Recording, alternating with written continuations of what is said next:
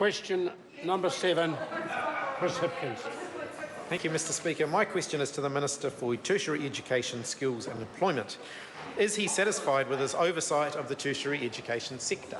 The Honourable Stephen Joyce. Mr Speaker, overall, yes, I'm confident in the system's ability to monitor over $2 billion of funding to over 730 tertiary education providers who are lifting their performance every year, and last year delivered 163,000 qualifications, up 31,500 on 2008, including some 29,000 bachelor degrees, up nearly 5,000 on 2008. I'm also confident the TEC will robustly investigate any funding concerns, and it is more efficient and effective than any time in that organisation's history. Supplementary question. Supplementary question, Chris Hipkins. How can he be satisfied with his oversight when enrolments have dropped 20%, apprenticeship numbers have declined 22%, over $25 million in funding has been misappropriated, and there are at least 3 ongoing serious fraud office investigations? The Honourable Stephen Joyce. Weirdly, Mr Speaker, I think the member is wrong in 3 or 4 of those 4 statements. Nonsense. Supplementary question, Mr Speaker. Supplementary question, Chris Hipkins. Supplementary question. Why should the public have confidence in his government's management of education when it regards declining participation in post-school education as a good thing, closing a charter school less than 2 years after it opened as a success, and in his own words claims that participation in higher education, quote, achieves absolutely nothing, end quote?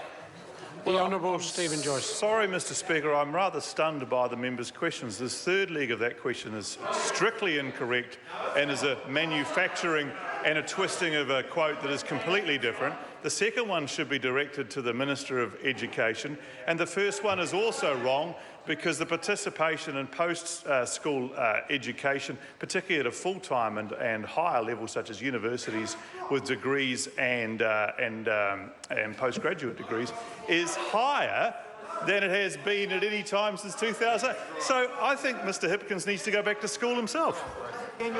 Supplementary question, Mr Speaker. Supplementary question, Chris Hipkins. Does he stand by his statement, quote, if you don't have to pay anything for it, its value is nothing, end quote? If so, will he now pay back the $19,000 the taxpayer forked out for his zoology degree, which he clearly thinks is worthless? Order. Order. Well, Mr Speaker, the Honourable Stephen Joyce. Back in 1981, we were all in a different system, which had, let me take you through it, because you are quite young, Christopher, that had a highly restricted access to university education. For example, I was the first in my family to ever attend university. These days, most people get the opportunity to attend university if it suits them because we have a student loan system and a student support system which allows them to do so, and we have close to the highest numbers of full-time students at universities that we have ever had. Give him a bigger shovel. Supplementary question, Mr Speaker. Order. Order. Supplementary question.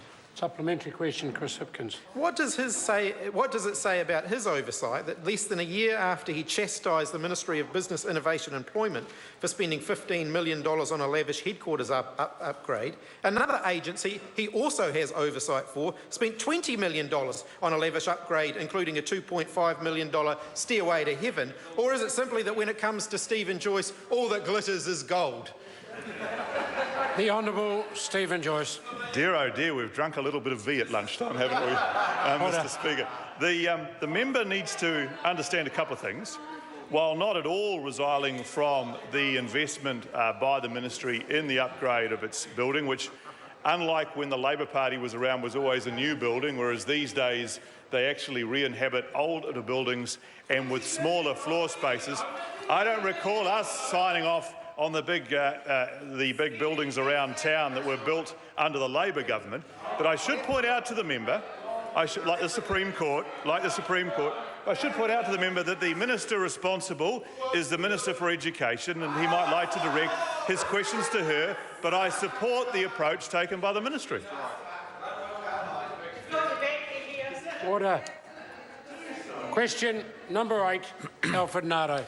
Thank you, Mr Speaker.